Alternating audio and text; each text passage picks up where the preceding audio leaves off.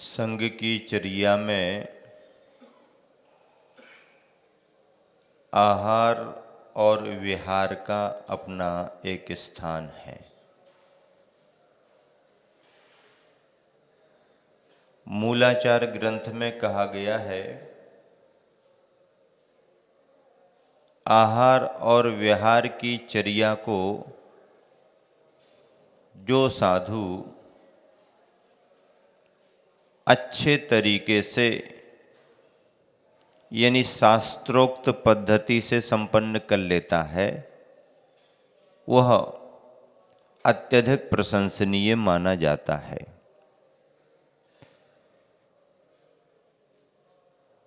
संघों के प्रवास एक उद्देश्य को लेकर के होते हैं। 3 योगों के कारण तो प्रवास होता ही है, वर्षा योग, शीत योग, ग्रीष्म योग। लेकिन इसके अलावा संघ का स्वाध्याय चल रहा हो, उसे पूरा करना हो, तो उस उद्देश्य को लेकर के भी रुक सकते हैं। संघ में किसी के स्वास्थ्य की प्रतिकूलता हो तो उसको ध्यान में रख करके भी संघ प्रवास कर सकता है, अथवा संघ में किसी तरह का कोई संलेखना का संदर्भ चल रहा हो तो उसको ध्यान में रख करके भी आचार्य संघ का प्रवास कुछ और अधिक समय हो सकता है। इसके अलावा देश काल की कोई परिस्थिति भी कारण बन रही हो तो उसे ध्यान में रख करके भी प्रवास यानी वहां पर रुका जा सकता है।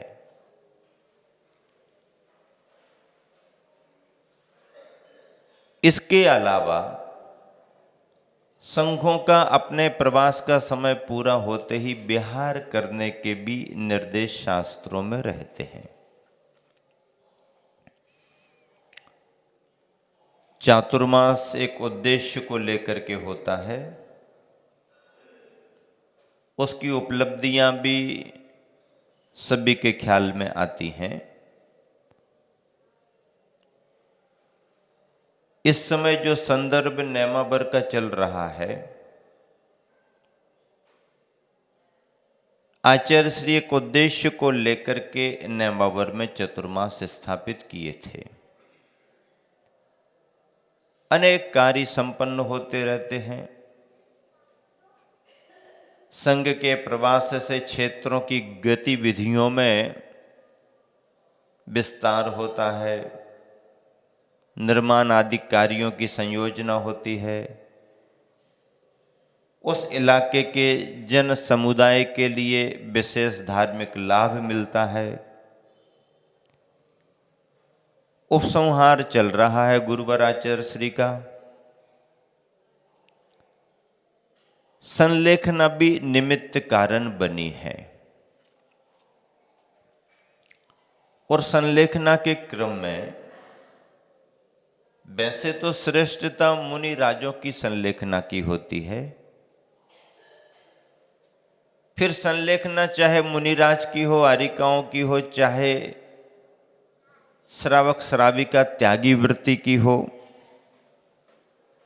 और चाहे सामान्य गृहस्थ जन की भी हो, संलेखना का व्रत जब वो व्यक्ति लेता है तो संलेखना का व्रत ही अपने आप में महान माना जाता है। नेमावर में आचार्य ज्ञान सागर व्रती आश्रम जो एक तरह से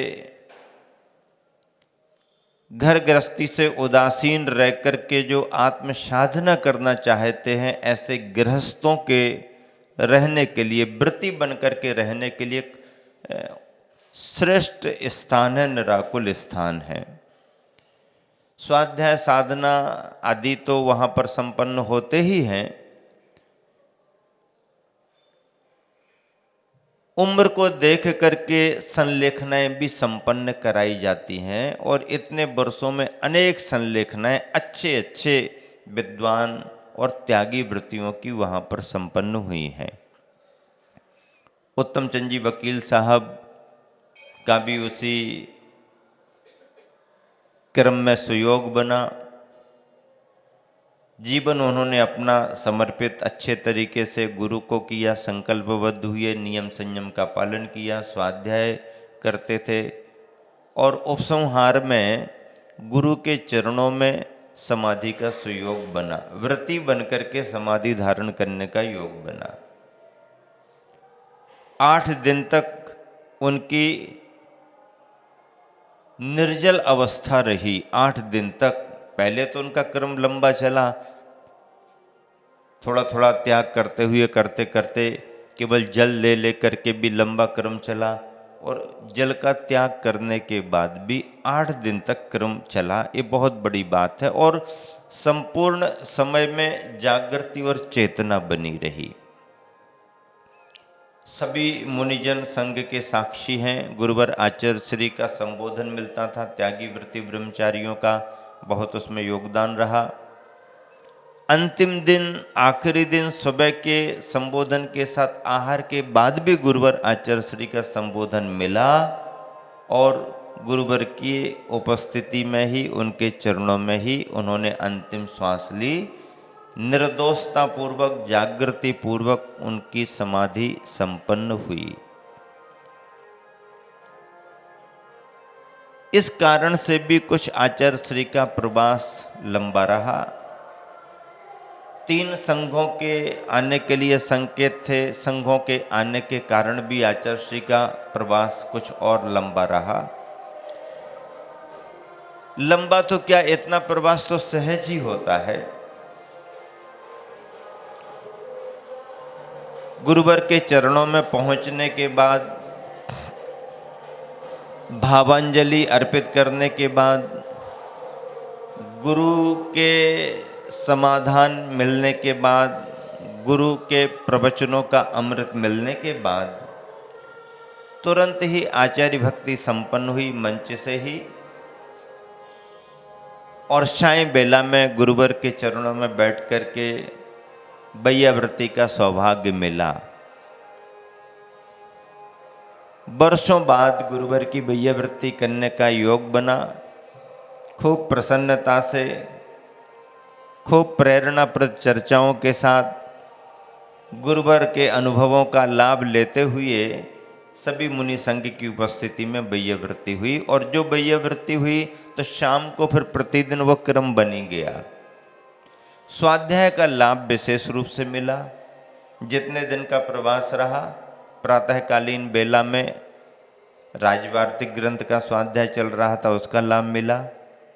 दोपहर के स्वाध्याय में ज्ञानार्णव ग्रंथ की वाचना होती थी, उसके स्वाध्याय का लाभ मिला। दोनों स्वाध्यायों में अनेक चर्चाएं, अनेक संदर्भ और फिर जिज्ञासाओं के समाधान गुरुवर से सभी को मिलते थे।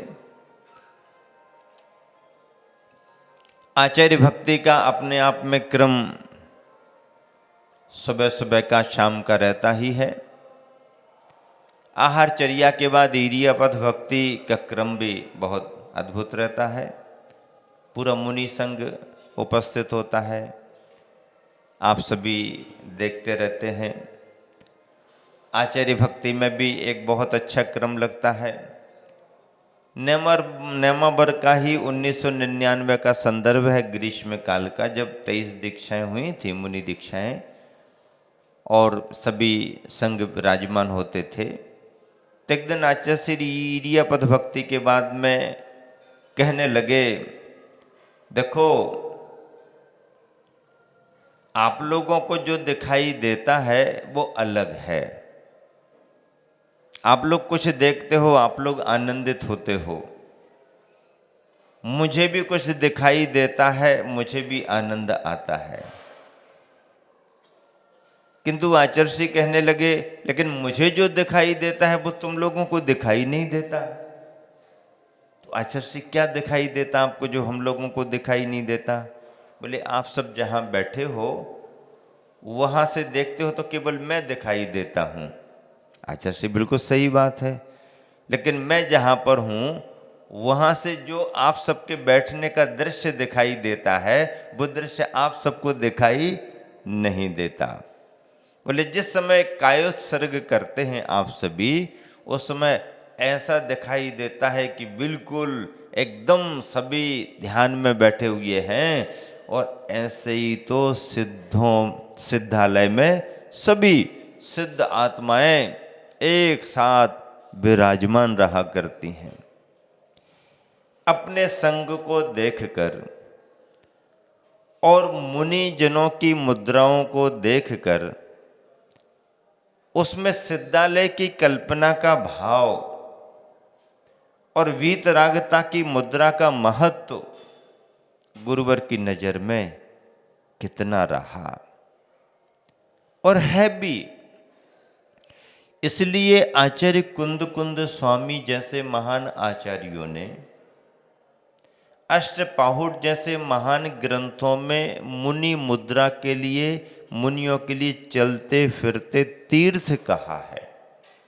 चलते फिरते तीर्थ माने गए हैं। अभी मूलाचार ग्रंथ का स्वाध्याय कर रहे हैं, उसमें एक गाथा आई है कि अपनी शास्त्रोक्त चर्या को करने वाले, महाव्रत और समितियों का पालन करने वाले अपनी चर्या में अहर्निश दत्त चित्त ऐसे मुनि जनों को, अच्छे साधु जनों को भगवम यह संज्ञा दी है कि धरती पर वो भगवान है। ऐसा मूलाचार ग्रंथ में लिखा है। पढ़ करके मुझे लगा कि देखो लिखने वाले आचार्यों ने कितना उत्कृष्ट स्वरूप इसे माना है। और है भी, यही एक ऐसा पद है जिस पद को पाकर के ही मुक्ति के पद को प्राप्त किया जा सकता है। इसलिए इसका वर्णन इस रूप में किया जाता है। आचार्य श्री वर्तमान में अपनी स्वयं आत्म साधना करते हुए जिस तरीके से संघ को तैयार कर रहे हैं और स्वाध्याय साधना में ढाल रहे हैं, वह हजारों वर्षों के लिए एक बहुत बड़ी उपलब्धियां हैं। क्योंकि समाज, बहुत बड़ी बड़ी समाजें मिलकर के भी जितना कार्य नहीं कर सकती हैं, एक त्यागी वृत्ति और उसमें भी महावृत्ति उतना काम कर सकता है।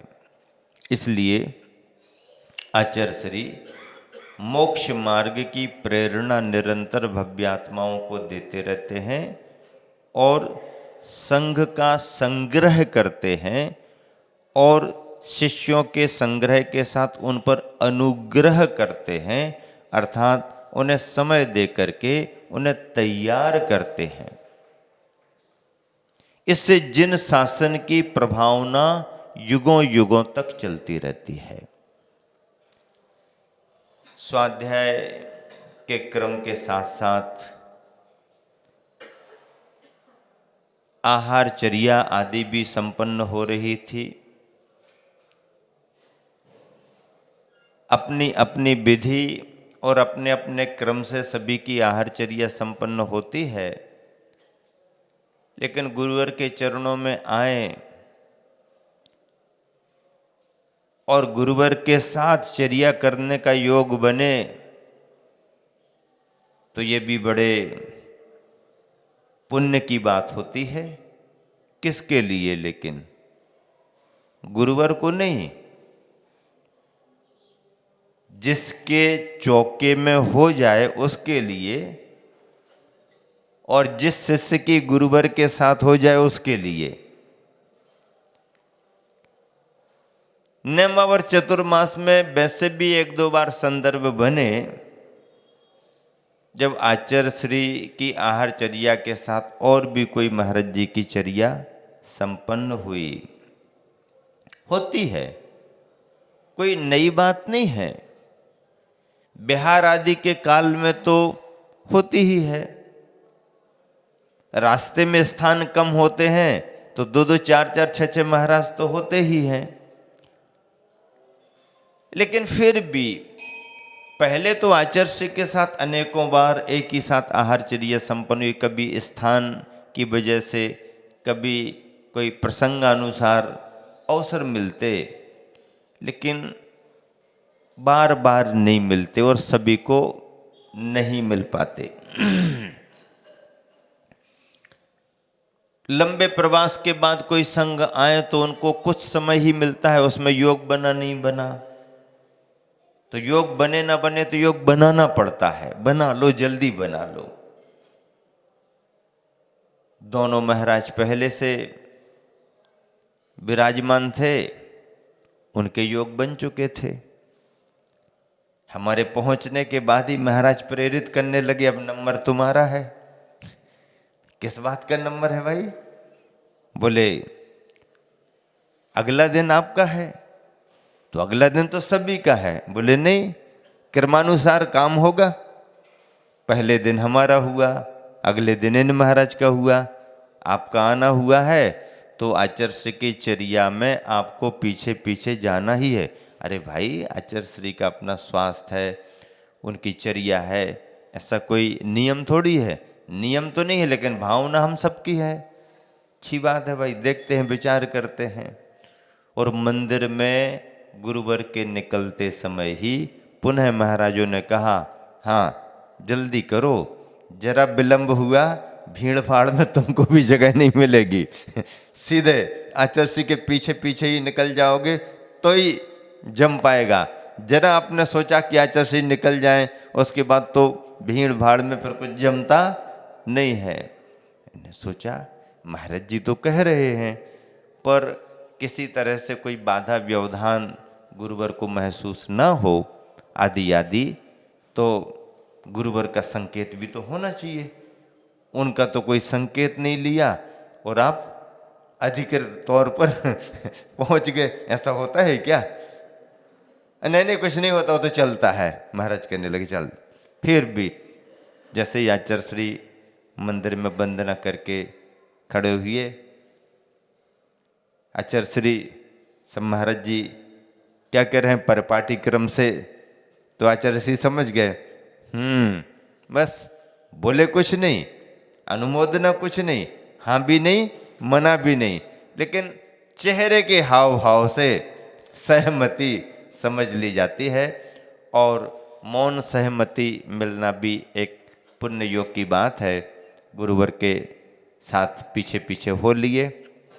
आचार्य का अपना योग, दातार का भाग, पुण्य, जहाँ गुरुवर खड़े होंगे अपन को तो पीछे लगना है। और उस दिन 4 तारीख के अगले दिन 5 दिसंबर को गुरुवार का दिन था, बुधवार को प्रवेश हुआ था।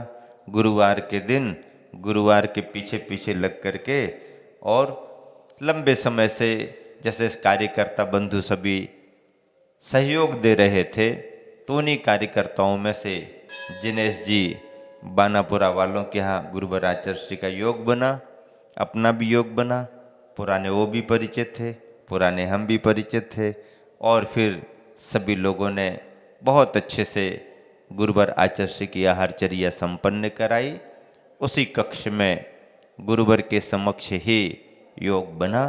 अपने लिए भी सौभाग्य की बात है, सभी कुछ अच्छे से संपन्न हो गया।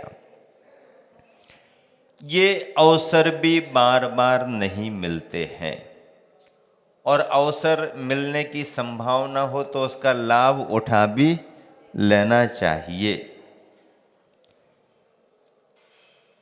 स्वाध्याय आदि के अलावा जो भी आचार्य का समय मिला, उनमें गुरुवर के निर्देश भी मिले, चर्चाएं भी हुई, संघ की व्यवस्थाओं के बारे में भी जानकारियां मिली, चर्चाएं हुई। और स्वयं गुरुवर ने प्रोत्साहित करते हुए अनेक संदर्भों में अन्यान्य महाराजियों के साथ जो भी और अभी वर्तमान में देश काल की परिस्थितियों में चल रहा है, संग में क्रम है ही, होता ही है, तो विचारों का आदान प्रदान हुआ। इतना सब कम समय में मिल जाना, व्यस्तता के समय में भी गुरुवर के द्वारा समय दिया जाना बहुत बड़ी बात मानी जाती है। चर्चा सुन रहे थे कि गुरुवर आचार्य श्री के केसलुंच होना है, केसलुंच होना है। तारीखें मालूम रहती हैं लेकिन कोई डिक्लेयर तो करते नहीं है। अपन ने भी मन बना लिया कि आचार्य श्री का जिस दिन केसलुंच होगा अपन को भी उसी दिन केसलुंच करना है। भावना होती है। आचार्य श्री से कौन पूछे कि कल आपका केसलुंच है क्या, लेकिन अंदाज लग जाता है। तो अन्य महाराज भी केसलुंच लेने लगे, चतुर्दशी को, तेरस को ही लेने लगे कि आचार्य श्री कल चतुर्दशी है, केसलुंच, कल चतुर्दशी है, केसलुंच। अपन भी कब पीछे रहने वाले। आचार्य श्री कल चतुर्दशी है, केसलुंच करेंगे, बहुत अच्छी बात है। एलक जी भी थे, निश्चय सागर जी। आचार्य श्री उनकी तरफ देख तो लिया लेकिन कुछ बोले नहीं। कुछ समय बाद एलक जी का भी मन बन गया। एलक जी ने भी निवेदन कर दिया, आचार्य श्री कल चतुर्दशी है, मैं भी केसलुंच करूंगा। तो आचार्य श्री हंसते हुए कहते, मैं सोच ही रहा था कि निश्चय सागर निवेदन क्यों नहीं कर रहा। मतलब आचार्य श्री को अंदाज था कि समय तो इसके भी केसलुंच का है, लेकिन इसने तो कुछ निवेदन किया ही नहीं। अब निवेदन नहीं किया तो संकेत थोड़ी करेंगे। हमारा तो निवेदन हो गया, बाकी महाराज जियों की जिनकी संभावना थी उनके निवेदन हो गए। एलक जी शायद सोच रहे होंगे 2-4 दिन बाद करेंगे, लेकिन उनको लगा कि सभी महाराज जी ले रहे हैं। आचार्य श्री ने थोड़ा सा देखा भी है, मन में आया होगा, उनकी भी भावना रही होगी कि केसलुंच करना ही है, उनका मन बन गया। और जैसे ही निवेदन किया तुरंत आशीर्वाद, हाँ बढ़िया है, समय अच्छा है, करो। चतुर्दशी को अच्छे से सभी के केसलुंच संपन्न हुए। आचार्य श्री ने अपना केसलुंच स्वाध्याय करने के बाद आचार्य भक्ति और स्वाध्याय कराया, उसके बाद में शुरू किया। अपन ने अपना केसलुंच सुबह उठ करके ही अपने किया। अपना केसलुंच संपन्न होने के साथ ही जैसे ही जानकारी मिली कि आचार्य श्री का भी चालू है, अपन भी जाकर के बैठ गए और ही महाराज जी आकर के बैठ गए। देखने का भाव होता है। चाहते तो श्रावक भी हैं, लेकिन श्रावकों ने खूब पहले देख लिए हैं, अब हो गया। जब कभी किसी को मिल जाए तो मिल जाए, बाकी संग वगैरह मना किसी को करते नहीं है। आचार्य श्री हमेशा कभी भी मना नहीं करते, लेकिन डिस्टरबेंस बहुत करने लगते हैं लोग। एक बार आकर के बैठ जाएं तो हटते ही नहीं, हटाना भी चाहे तो कई बार तो विवाद जैसी स्थिति बना देते हैं। इसलिए आचार्य श्री बहुत कंट्रोल ही रखते हैं। हाँ, बस समय पर आपको देखने को मिलेगा, बाकी ठीक है। संघस्थ महाराज जी तो रहते ही हैं, त्यागी वृत्ति भी कुछ आते जाते रहते हैं। केसलुंच आचार्य श्री का संपन्न हो रहा था, अपन भी बैठे देख रहे, और भी सभी जन। आचार्य श्री का केसलुंच अच्छे से संपन्न हो गया।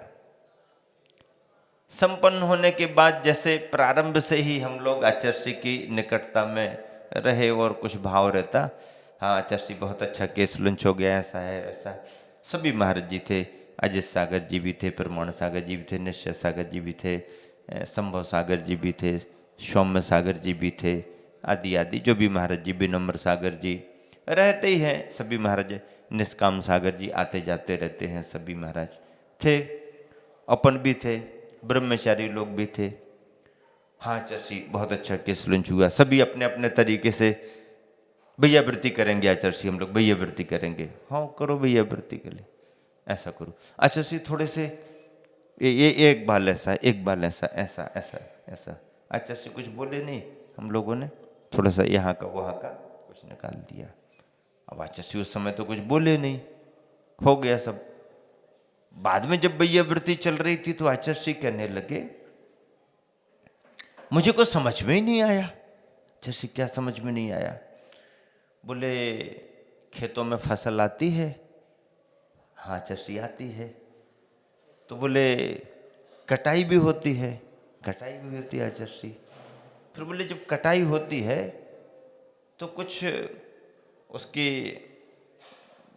गिर जाते हैं दाने वगैरह, कुछ फलियां गिर जाती हैं। हाँ चर्सी गिर जाती हैं। तो बोले तुम लोगों को मालूम है वो क्या करते हैं? वो लोग आते हैं कुछ उठाते हैं। हाँ चर्सी किसी ने ये नाम बताया कि ये कहा जाता है, किसी ने कहा हाँ हाँ वो ऐसा होता है ना, मालिक कटाई करा लेता है और उसका सब बांध बूंद करके ले जाता है, खेत खाली हो जाता है। फिर बाद में कोई कोई आते हैं ना, सब यहाँ वहाँ के बीनने के लिए, उठाने के लिए उठाते हैं वो। हाँ जैसे उठाते रहते हैं वो, लेकिन उसका एक नियम होता है। अच्छा सी क्या नियम होता है? पड़े हुए भाग को, पड़े हुए अनाज को उठा करके कोई भी ले जा सकता है, लेकिन खेत के मालिक से पूछना पड़ता है। क्या करना पड़ता है? क्या करना पड़ता? उठा के तो ले जा सकता है, लेकिन खेत के मालिक से पूछना पड़ता है। हालांकि मालिक मना नहीं करता है, पर फिर भी पूछना अच्छा माना जाता। पूछना पड़ता कि नहीं पूछना पड़ता? हाँ अच्छा से पूछना पड़ता है। वो तो पूछ करके ही तो खेत में आते हैं कि भैया तुम्हारी तो कटाई हो गई है, तुम्हारा तो सब माल निकल गया है, अभी पड़ा हुआ है, कुछ इसमें से उठा सकते क्या?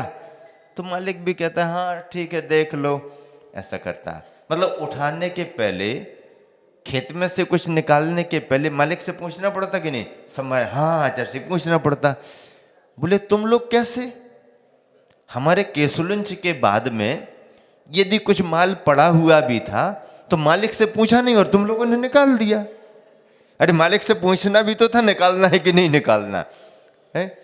थोड़ा बहुत कुछ था भी टूटा फूटा तो पूछा भी नहीं और निकाल दिया तुमने। अरे भाई मालिक से पूछना पड़ता कि नहीं पूछना पड़ता? इतना हास्य और विनोद में इतना सैद्धांतिक उत्तर और इतना बढ़िया उदाहरण, कल्पना के परे बात। कौन सा विषय किस उदाहरण में कहां से सिद्ध करके अपनी बात रख दी और हंसी हंसी में सब कुछ बात कह दी। ये आचार्य श्री की बहुत बड़ी कला है। प्रसंग को देख करके अपनी बात को पुष्ट करने के लिए इतना व्यवहारिक उदाहरण,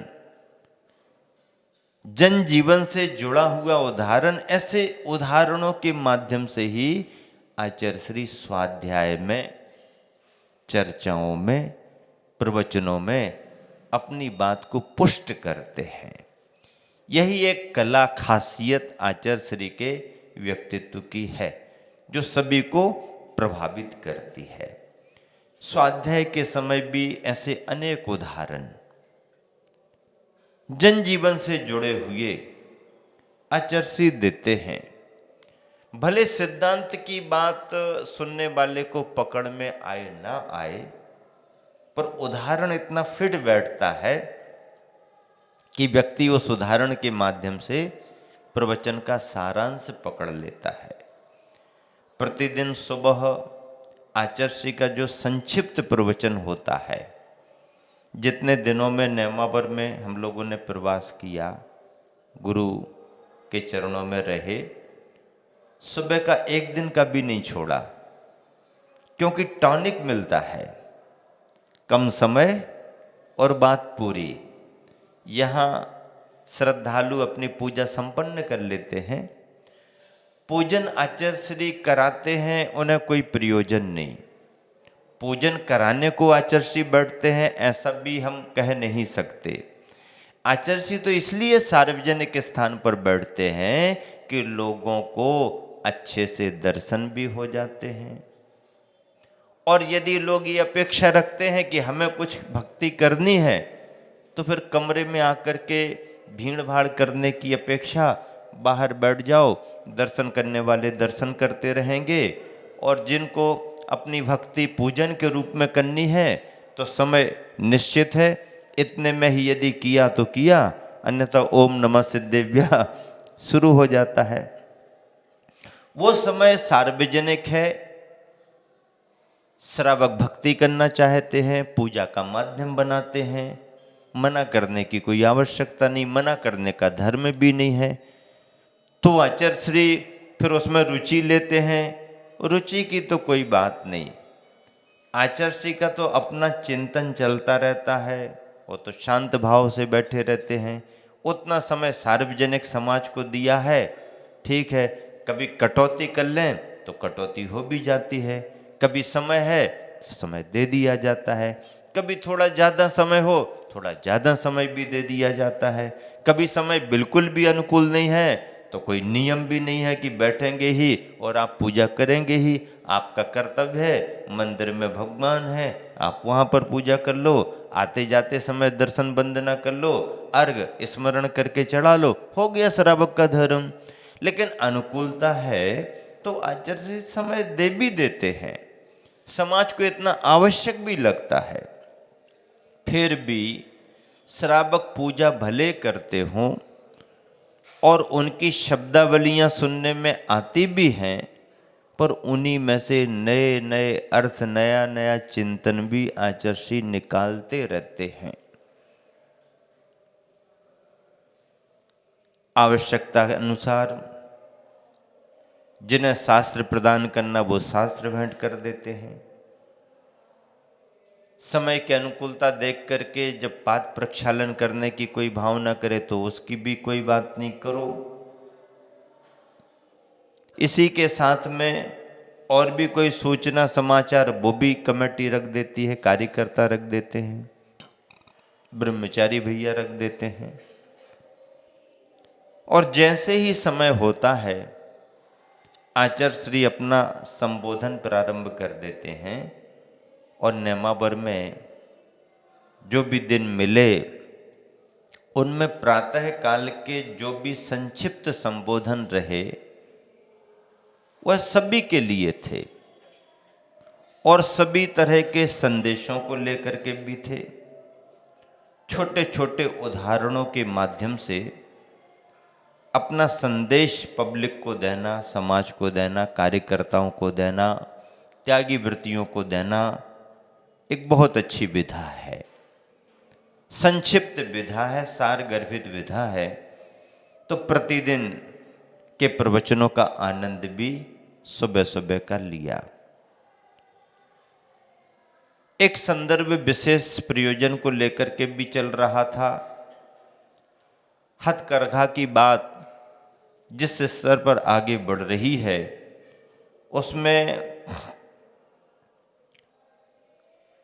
जेल में सजा प्राप्त कैदियों के लिए आत्मनिर्भर बनाने का कोई उपाय, जब तक वो सजा काट रहे हैं उस समय भी, और उससे मुक्त होते ही जब अपने गांव अपने परिवार के पास पहुंचेंगे तो भी आत्मनिर्भर बनकर के कुछ करें। ऐसा करने से क्या होगा, मन उनका खाली रहेगा नहीं, और मन खाली नहीं रहेगा तो फिर यहाँ वहाँ के झंझटों में वो पड़ेंगे भी नहीं। व्यक्ति को काम मिल जाए तो मन लग जाता है, और मन लग जाता है तो व्यर्थ की बातों से बचा जाता है, बचा जा सकता है। तो एक बहुत अच्छा उद्देश्य, और उस उद्देश्य में उनके जीवन को शाकाहार से जोड़ने का भी है। इस प्रेरणा को पाकर के शाकाहारी भी बन जाते हैं, और परिवार का एक सदस्य यदि शाकाहारी बन गया तो दूसरे सदस्यों पर भी उसका असर पड़ने लगता है। शाकाहार को बढ़ावा देने के रूप में, आत्मनिर्भर बनाने के रूप में, स्वरोजगार स्थापित करने के रूप में, बिना पूंजी के भी आमदनी का जरिया बनाने के रूप में, आदि आदि व्यक्ति को मेहनती बनाने के रूप में ये उपाय उपक्रम चल रहे हैं, और जिसके लिए बहुत अच्छे से समर्थन भी, सहयोग भी सब तरफ से मिल रहा है। और ऐसे चिंतन बिंदु जहाँ जहाँ भी संभावनाएं बनी, जिन जिन प्रदेशों में जिला स्तर की जेलों में और केंद्रीय स्तर के बड़े बड़े कारागृहों में भी योजना आगे बढ़ी है, वहाँ के अधिकारियों के द्वारा, प्रदेश की सरकारों के द्वारा इस कार्य को बहुत प्रोत्साहित किया जा रहा है, संरक्षण दिया जा रहा है और इसके फायदे भी बहुत दिख रहे हैं। ऐसी ही चर्चा और संयोजना के रूप में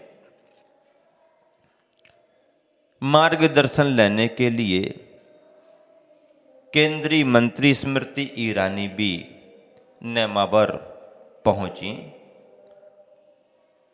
और मध्याह्न में सामायिक के बाद मार्गदर्शन लेने के लिए उपस्थित हुई। बहुत अच्छा मार्गदर्शन, सार गर्भित मार्गदर्शन आचार्य श्री का उन्हें मिला। मैं स्वयं सारी वार्ता में उपस्थित रहा। गुरुवर आचार्य श्री ने जिन बिंदुओं को रखा उन्हें सुनकर के वो बहुत आश्चर्यचकित हुई। उन्होंने भी अपने भाव जो प्रकट किए, इसे आगे बढ़ाने का जो आश्वासन दिया, अपनी सरकार से, प्रधानमंत्री नरेंद्र मोदी से जो भी वो सहयोग ले सकती हैं उसे लेकर के आगे बढ़ाएंगे आदि आदि। उनके विभाग में, उनके विभाग से जुड़े हुए काम भी बहुत थे। वो सभी चर्चाएं त्यागी वृत्ति और कार्यकर्ताओं के माध्यम से हुई और वहाँ नेमावर में उन्होंने उस भाव को प्रकट किया। मुझे उस समय लगा कि आचार्य श्री सभी विधाओं में दक्ष हैं। कौन व्यक्ति किस स्तर का है, उसकी योग्यता क्या है, उसे मार्गदर्शन देने से आगामी समय में क्या लाभ हो सकता है आदि आदि, ये चिंतन आचार्य श्री के ख्याल में आते रहते हैं।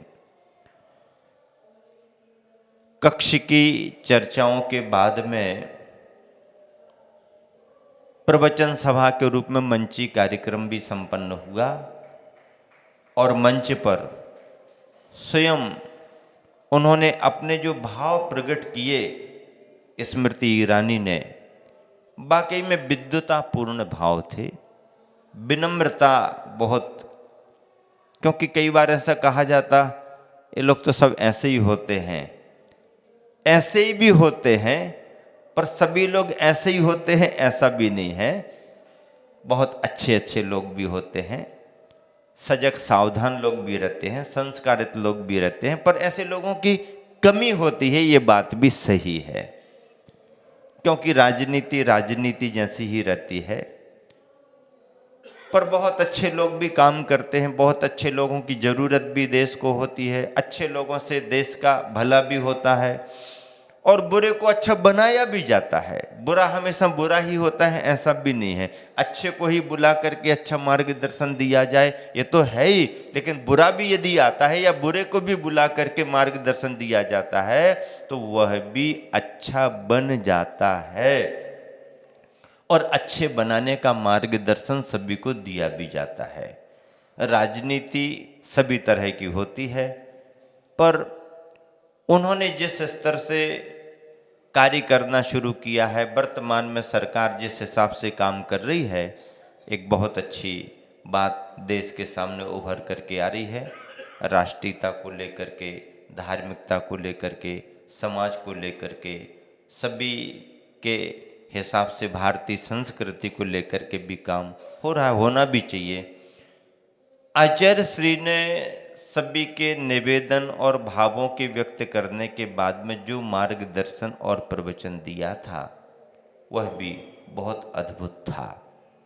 ऐसे अवसर बार बार तो आते नहीं हैं, लेकिन जब कभी भी प्रसंग बनते हैं गुरुवर आचार्य श्री अपना चिंतन बराबर प्रसंग के अनुसार रखते हैं और उसके कई फायदे भी हैं। यही कारण है कि आज वर्तमान में राजनीतिक स्तर की कोई भी पार्टियां क्यों ना हो, कोई भी पार्टियां क्यों ना हो, और उन पार्टियों के कोई भी लीडर क्यों ना हो, किसी भी तरह के नेता हो, किसी भी तरह की पार्टी हो, वह सभी आचार्य श्री के बारे में इस मायने में आश्वस्त हैं कि ये गुरुदेव जो हैं, ये गुरुदेव राजनीति से परे हैं और सभी पार्टियों को और सभी पार्टियों के नेताओं को अपना मार्गदर्शन देते ही रहते हैं। यह आचार्य श्री के जीवन की बहुत बड़ी उपलब्धि है कि इतने वर्षों से राजनेताओं को मार्गदर्शन देते हुए भी, राजनेताओं को कार्य कराने की प्रेरणा देते हुए भी, आज भी आचार्य श्री पर किसी पार्टी का कोई भी लेबल नहीं लगा हुआ है। अन्यथा साधु संतों पर भी पार्टियों के लेबल लग जाते हैं। लेकिन आचार्य श्री हमेशा कहते हैं कि मैं किसी पार्टी और किसी नेता से बंधा हुआ नहीं हूं।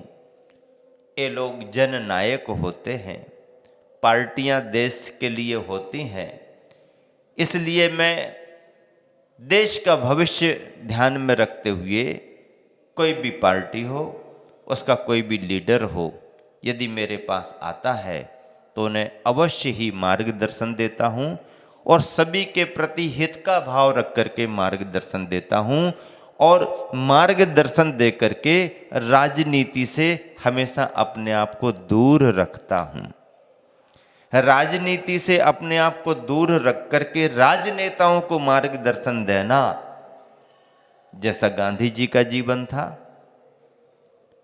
वैसा ही निष्प्रह निर्लिप्त आज भी गुरुवर अपना जीवन बनाए हुए हैं।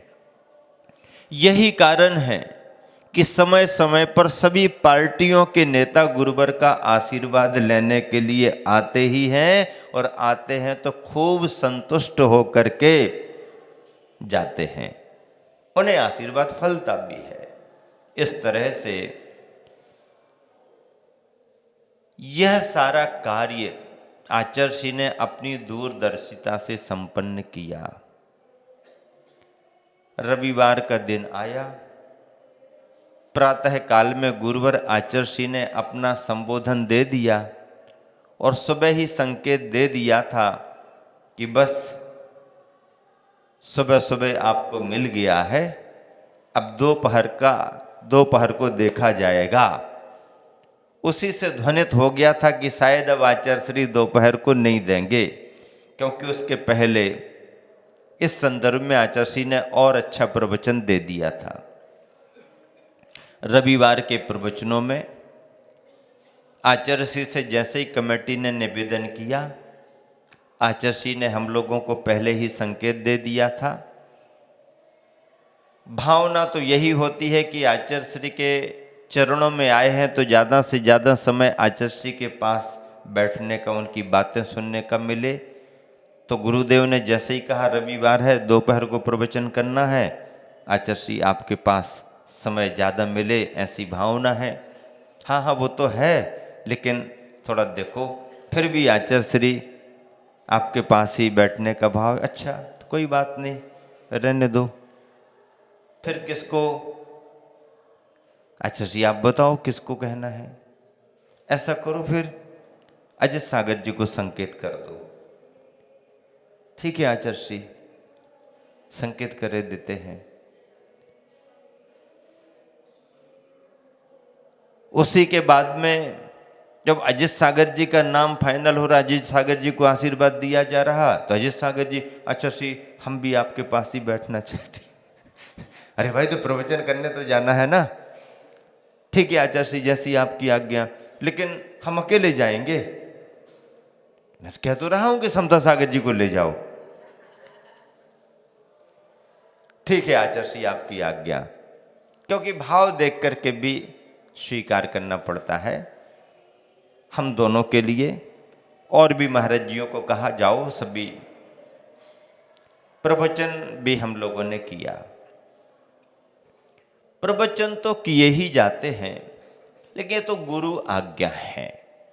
बाहर जब रहते हैं तब सभी चीज़ों का महत्व होता है, संग में इन सब का कोई महत्व नहीं है।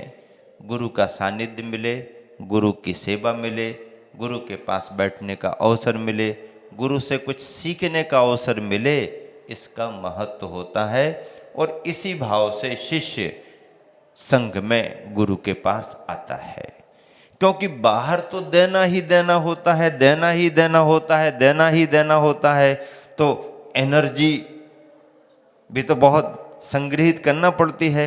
तो बाहर तो देने ही देने का काम होता है, संग में आने पर पाने ही पाने की भावना रहती है, पाने ही पाने की भावना रहती है। जितना ज़्यादा मिले उतना ही अच्छा, बाहर तो देना ही देना है। पावर हाउस मिल गया है तो बैटरी को चार्ज करते जाओ करते जाओ करते जाओ, बाद में काम आएगी, ऐसी भावना रहती है। और वह अवसर भी एक गुरु आज्ञा से मिला। प्रवचन में क्या, प्रवचन के बिंदु भी वही, शिष्य के जीवन में शिष्य के करने योग्य कर्तव्य और गुरु की कृपा। वर्तमान में गुरु का संघ के लिए योगदान आदि आदि चर्चाएं ही मुख्य विषय हुआ करती हैं। इन्हीं विषयों को समाहित करते हुए बात रखी। रविवार का दिन निकल गया, दिन तो यूं ही निकल रहे थे, हैं यूं ही। जंगल जाने के समय गुरुवर के पीछे पीछे चलना, आना जाना। जैसे ही आचार्य जंगल को जा रहे थे, एक महाराज जी ने कमंडल उठा लिया आचार्य श्री का। हालांकि आचार्य अपना कमंडल बहुतायत किसी को देते नहीं है, फिर भी महाराज जी कोई ना कोई भावना तो रखते हैं। अब गृहस्थों का तो समय गया आचार्य के कमंडल पकड़ने का, वो तो आहार के बाद में चौके से ला करके और अपना विराजमान कर दो, बस इतना ही तुम्हारे लिए है। बाकी बिहार में या आने जाने में अब तो गृहस्थों को भी नहीं मिलता। त्यागी वृत्ति कोई ब्रह्मचारी हो, ठीक ठाक से चल रहे हो देख करके तो कभी कभार, अन्यथा महाराज जी ही। तो उस दिन जब आचार्य जंगल को जा रहे तो एक महाराज जी ने उठा लिया, कमंडल लाओ इधर। महाराज जी हाँ हाँ हाँ। मैंने कहा आप लोगों को तो हमेशा मौका मिलता है, हमारों को मौका कहाँ मिलता है, लाओ कमंडल। कमंडल आचार्य ने देख लिया, ठीक है इतना। आचार्य ये भी तो कहना चाह रहे होंगे कि हमारा कमंडल तुम लोगे तो तुम्हारा कमंडल कौन लेगा। अपना कमंडल संभालो। अपन ने पहले ही किसी को पकड़ा दिया, पकड़ो कमंडल, क्योंकि आचार्य का लेना है। रास्ता निकालना पड़ता है, एक साथ दो कमंडल तो दिए नहीं जा सकते हैं, अपना पहले से किसी को पकड़ा दिया। भावना होती है, यह भावना भी बैयावृत्ति मानी जाती है। गुरु के पीछे पीछे चलना, गुरु की बैयावृत्ति का भाव रखना, गुरु की आज्ञा का पालन करना, गुरु की कृपा को प्राप्त करना, गुरु के संकेतों को समझ करके काम करना, इसे भी बैयावृत्ति कहा जाता है। और यह बैयावृत्ति शिष्य का धर्म है। ऐसे धर्म का पालन करने वाला शिष्य भी गुरु की कृपा का पात्र होता है। जैसे गुरु की विशेषता होती है, ऐसे ही ऐसे गुणों के कारण शिष्य भी विशेषता को प्राप्त करते हैं। गुरु ने अपने गुरु की बैयावृत्ति भरपूर की है, अपन ने सुना है गुरु मुख से, तो हम पीछे क्यों रहें। अपने जीवन में जितना ज़्यादा से ज़्यादा समय गुरु की सेवा के लिए मिले, चाहते हैं तो भी अभी समय नहीं मिल पा रहा, हाँ हो गया ना समय, तो फिर दूर रह कर के गुरु की बैयावृत्ति कैसे करें। उनके आदेश का पालन करना, उनकी भावना के अनुसार कार्य करना, शास्त्रों में लिखे हुए निर्देशों का पालन करना, गुरु के संकेतों को समझ करके कार्य करना ही यथार्थ में गुरु की बैयावृत्ति मानी गई है। इस तरह गुरु की बैयावृत्ति का अवसर प्राप्त हुआ। चतुर्दशी का सबका केसलुंच हुआ, जितने महाराजों ने लिया सबका हुआ, गुरुवर आचर्षि का हुआ। उस दिन केसलुंच के बाद बियावृत्ति करने का विशेष अवसर मिला। गुरुवर की पारणा संपन्न हुई, हम सभी की पारणा संपन्न हुई। तिथि पूर्णिमा की थी। पूर्णिमा की तिथि अपने आप में गुरुवर के लिए प्रिय तिथि है। गुरुवार का दिन गुरु के लिए और पूर्णिमा की तिथि महत्वपूर्ण रहती है हमेशा से। पूर्णिमा की तिथि में कौन विचार करे क्या होने वाला है, किसी को पता था क्या क्या होने वाला है? किसी को पता नहीं। और फिर क्या हुआ? सामयिक से सभी लोग निर्वृत्त ही हुए। चौके वाले चौकों का उपसंहार समापन कर ही रहे हैं। किसी को कोई जानकारी नहीं। हालांकि अंदाज तो सभी को लग ही जाता है, और श्रावक आचर्षि की दिनचर्या को इतने अच्छे से समझने लगे हैं कि डिक्लेयर करने की जरूरत भी नहीं है, तो भी अंदाज लगा लेते हैं कि अब क्या हो सकता है। क्योंकि जो कार्य संपन्न करने थे वह सभी संपन्न हो चुके थे। आने वाले संघों को पर्याप्त समय मिल गया, सभी की चर्चाएं हो गई, सभी को निर्देश मिल गए। केसलुंच भी गुरुवर का संपन्न हो गया। अन्यान्य जो भी निर्देश थे कमेटी आदि को देते हुए, और गुरुवर ने बिहार का मन बनाया। बिहार का मन क्यों बनाया? क्योंकि बिहार कराया भी तो था 3 महाराज जियों का। कहाँ के लिए कराया था? सतवास पंच कल्याणक के लिए बिहार कराया। विराट सागर जी, दुर्लभ सागर जी और संधान सागर जी, तीनों मुनि महाराज जियों को बिहार के संकेत मिले। और बिहार के संकेत भी कब मिले? बुधवार को हमारा आना हुआ और गुरुवार को उनका विहार करा दिया। भाई अच्छा, यदि विहार नहीं कराते तो समय पर पहुंच नहीं पाते। वहां पात्र चयन भी होना है। मुझे तो ऐसा लगता है शायद आचार्य ने इसलिए उस दिन तक विहार नहीं कराया कि महाराज जी आ रहे हैं तो ये सब हो जाए, उसके बाद करा दें। अन्यथा 2-3 दिन पहले और विहार करा सकते थे ताकि और ज्यादा समय मिले। बिहार तीनों महाराज जियों का हुआ। महाराज जियों ने बिहार के समय निवेदन तो किया होगा, आचार्य हमको भेज रहे हो, आपके लिए निवेदन है सारी समाज का, और आप पधारें तो ज़्यादा अच्छा है। निवेदन किया होगा, आचार्य के ख्याल में भी था। महाराज जियों ने जाकर के संयोजना की, सभी कार्य आगे बढ़ गए, पंच कल्याणक प्रारंभ हो गया। आचार्य श्री का गणित था कि पूर्णिमा को विहार करेंगे तो एक दिन अजनास और अगले दिन सतवास, बराबर मोक्ष कल्याणक के दिन पहुंच जाएंगे। और मोक्ष कल्याणक के दिन भी पहुंचना पंच कल्याणक में पहुंचना माना जाता है। भगवान के मोक्ष जाने के पहले पकड़ लिया। मोक्ष कल्याणक का दिवस था। प्रातःकालीन बेला में सतवास पहुंचना हुआ। नेमावर से पूर्णिमा की तिथि में मध्याह्न सामयिक के बाद बिहार हुआ। संघस्थ महाराज जियों को भी एकदम स्पष्ट जानकारी नहीं थी, कुछ एकदम स्पष्ट अंदाज भी नहीं था कि आज हो जाएगा।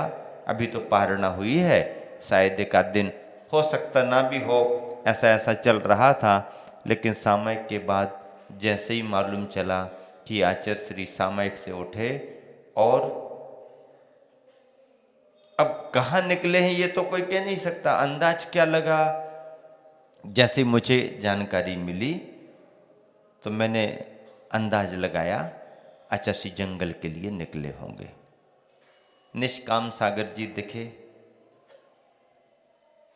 गेट से मैंने देखना चाहा निकल करके कि किस तरफ गए, तो मंदिर तरफ गए। तो रास्ता जंगल जाने का है, अपन इस गेट से निकल चलो, बड़े गेट से आगे बढ़े। आगे आचार्य दिखे नहीं। अरे आचार्य कहाँ गए? पीछे तो नहीं चले गए? आश्रम के पीछे नहीं। पूछा किसी से, बोले मंदिर में दर्शन करने गए। मंदिर में दर्शन करने गए? ये तो अभी दर्शन करने का समय है ही नहीं। चलो देखो, निष्काम सागर जी खड़े थे। क्यों महाराज, क्या बात है? आचार्य ने तो कुछ बताया नहीं। तो बताया नहीं तो अभी तो मंदिर आने का प्रयोजन क्या? तो कहने लगे, ऐसा ना हो आचार्य विहार कर रहे हो, तो अब आचार्य बंद ना कर रहे, कौन पूछे? मुझे अंदाज लग गया। तो मैंने तुरंत ही बाहर कुछ ब्रह्मचारी लोग खड़े थे, हमने कहा महाराजों को संकेत करो, बिहार की संभावना है। आचार्य ने वंदना की, चर्चा फैल गई। मैं लौट करके कमरे ही में नहीं गया। कहाँ किताब पड़ी है, कहाँ क्या रखा है, माला फेरते फेरते वहीं पर माला छोड़ दी थी। कुछ और महाराज जी आकर के बैठे थे। हमने यही कहा कि अभी अपन चर्चा करते हैं, आचार्य को देखते हैं। आचार्य जंगल आदि आदि महाराज कमरे में बैठे। मैं कमरे में वापस ही नहीं गया, सबको खबर भेज दो। आचार्य ने वंदना की, आचार्य मुड़े, सभी महाराज जी आगे, बातचीत हुई, संकेत मिल गया विहार हो रहा है। बस फिर क्या था? कौन सुने, कौन पूछे, कौन किसको बुलाए? जिसको समाचार मिले तुम जानो। आचार्य निकले, साथों ब्रह्मचारी को कह दिया कमरे में जाके देख लेना, आप जानो आपका काम जाने। मैं तो आचार्य के पीछे पीछे। सभी महाराज जी, बहुत आयत महाराज जी उपस्थित हो गए, श्रावक भी उपस्थित हो गए। आचार्य का बिहार हो गया। बिहार तो होता ही है, पर आचार्य किसी को बताए नहीं ऐसा भी नहीं है, पर बताने का कोई प्रयोजन भी नहीं है। अंदाज रहता है, संग तैयार रहता है। 10-20 मिनट में सभी निकल आए, बिहार शुरू हो गया। जिन महाराजियों को विलंब हुआ वो पीछे पीछे, आना तो सबको है ही, रास्ता तो सबको मालूम है, कार्यकर्ता तो सबको पता है। बिहार नेमावर से हो गया, सिद्धोदय से बिहार हुआ, और बिहार हुआ 12 तारीख को। 12 तारीख को बिहार हुआ। इस तरह से नेमावर का बहुत अच्छा प्रवास रहा, सभी को बहुत लाभ मिला। हम लोग भी भाग्यशाली रहे कि सिद्धोदय से संकेत मिला, सिद्धोदय में ही आने का अवसर मिला, और सभी कार्य सिद्ध हुए। बहुत आनंद आया, भरपूर आशीर्वाद मिला। और तुरंत ही मैंने भी निवेदन कर लिया, आचार्य फिर समय तो थोड़ा कम मिला है, बिहार करने का आपने संकेत दे दिया है, तो अभी तो थोड़ा मन है कि और कुछ दिन आपके साथ बिहार कर लें। हाँ देख लो, हाँ देख लो, मैं बस चलो। पीछे पीछे बिहार हो गया। बिहार करते करते रात्रि विश्राम बीच में, अगले दिन अजनास, अजनास में भी सभी कार्य संपन्न, प्रवचन आदि आदि करके दोपहर को विहार, रात्रि विश्राम, और सुबह सुबह सतवास मंगल प्रवेश। सतवास में भी बहुत अच्छी भव्य अगवानी हुई, प्रवचन भी हुआ, और दोपहर का आचार्य का बहुत अच्छा सभी संबोधन, रथोत्सव भगवान का निर्वाण कल्याणक था। गजरथ फेरी मानी जाती है। समस्त संघ की उपस्थिति में जिस तरीके से कार्य संपन्न हुआ, सतवास वाली समाज के लिए, वहाँ की कमेटी के लिए, और विशेष रूप से नवनिर्मित मंदिर की पंच कल्याणक प्रतिष्ठा के लिए बहुत अच्छा रहा। तीनों महाराज जी भी बहुत खुश रहे। अगवानी आचार्य की थी, क्योंकि उन्हें कल्पना भी नहीं बन पा रही थी कि आचार्य आ पाएंगे या नहीं आ पाएंगे, आते कि नहीं आते, लेकिन उनका विश्वास था, आचार्य का आशीर्वाद था। और जैसे ही आचार्य का मंगल प्रवेश हुआ, महाराज जियों को बहुत प्रसन्नता हुई। आचार्य के प्रवचन भी हुए। सभी महाराज जी ने अच्छी संयोजना से बहुत अच्छा कार्यक्रम संपन्न कराया। आचार्य श्री के सानिध्य में, समस्त संघ के सानिध्य में 7 फेरी समय पर संपन्न हो गई। पश्चात उपसंहार के रूप में आचार्य के बहुत अच्छे आशीर्वचन प्रवचन सभी को मिले। अगले दिन फिर सुबह से ही सभी धर्म लाभ पब्लिक को देते हुए, समाज को देते हुए दोपहर में पुनः विहार हुआ। और विहार होते ही आचार्य ने हम लोगों को संकेत तो सुबह ही दे दिया था, सारी चर्चाएं हो गई थी, पर फिर भी भाव होता है कि और आगे तक। तो जैसे ही आचार्य के साथ विहार हो रहा था, स्थान विशेष पर पहुंच कर के आचार्य संकेत दे दिया, बस अब यहीं से आप सबकी वापसी होगी। तीनों संघ प्रमाण सागर जी महाराज जी, अरय सागर जी महाराज जी और यहाँ पर अजय सागर जी, विवेकानंद जी और दया सागर जी के साथ हम और निश्चय सागर जी, तीनों को आचार्य का संकेत मिला, बस यहीं तक आशीर्वाद लो और जल्दी वापसी करो, आगे बढ़ना है आदि आदि। हम सभी तैयार थे ही, आचार्य की चरण वंदना की, परिक्रमा लगाई, आचार्य का आशीर्वाद लिया और आचार्य ने जो मौन संकेतों में कह सकते थे वो सभी अच्छे से आशीर्वाद दे करके, चरण वंदना करके आचार्य श्री आगे आगे की ओर और हम लोग वापस सतवास की ओर। सतवास अब क्या, सतवास से आगे ही निकलना था, तो महाराज जी का विहार कन्नौज की ओर हुआ। हम लोग अजनास के नाम पर खातेगांव की ओर आगे बढ़ रहे थे। इस तरह से ये सभी बहुत आत्मीय स्मृतियाँ, मधुर स्मृतियाँ, गुरु की कृपा की स्मृतियाँ लेते हुए इस तरफ आए। आचार्य श्री सिद्धवरकोट की वंदना करते हुए इंदौर महानगर के लिए प्रस्थान किए। इस तरह से ये जो हमारा प्रवास गुरुवर की कृपा से उनके चरण सानिध्य में हुआ, वह बहुत बड़ी स्मृति धरोहर के रूप में मेरे लिए इस समय की है। और उन्हीं संदर्भों को मैंने इस बार 10 दिवसीय प्रवचनमाला का विषय बना करके एक तरह से गुरु की कृपा, गुरु के निर्देश और चरण सन्निधि में गुरु की वंदना का जो दुर्लभ अवसर, अलभ्य अवसर, सौभाग्यशाली अवसर मेरे को मिला, वह अनुभव मैंने आप सबके सामने रखे। अनुभव रखे जाते हैं, अनुभव से अनुभव बढ़ते हैं, आनंद से आनंद बढ़ता है। और जिस आनंद को मैंने प्राप्त किया है, वह आनंद सभी को, सभी संघों को, सभी शिष्य शिष्याओं को अपने गुरुवर का कृपा के रूप में मिले।